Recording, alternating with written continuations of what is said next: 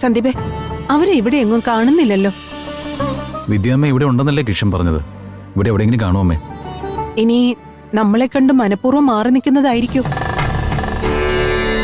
കുറച്ചുനേരം കാത്തു നിർത്തി തിരിച്ചയക്കാൻ വേണ്ടിട്ട്. ഏയ്, വിദ്യാമ്മ അങ്ങനെ ഒന്നും ചിന്തിക്കുകയും പ്രവർത്തിക്കുകയും ചെയ്യുന്ന ആളല്ല. വിദ്യാമ്മ ഇവിടെ എവിടെയെങ്കിലും ഉണ്ടാവും. നമുക്കൊന്ന് നോക്കാമേ.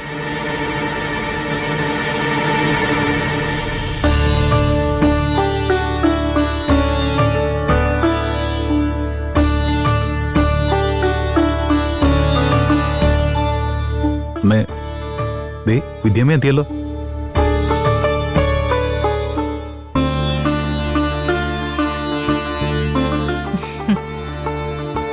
ആഹാ, സന്ദീപിന്റെ അമ്മ എപ്പ എത്തി?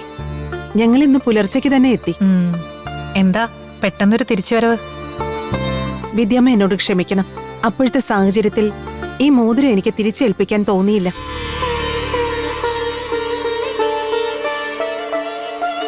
അതെന്റെ തെറ്റാ.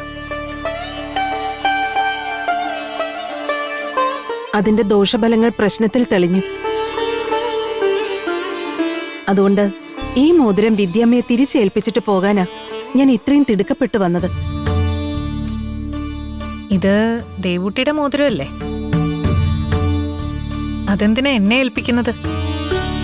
ദേവൂട്ടിയെ തന്നെ തിരിച്ചേൽപ്പിച്ചാൽ പോരെ? പറയുന്നത് അവിവേകമാണെങ്കിൽ ക്ഷമിക്കണം.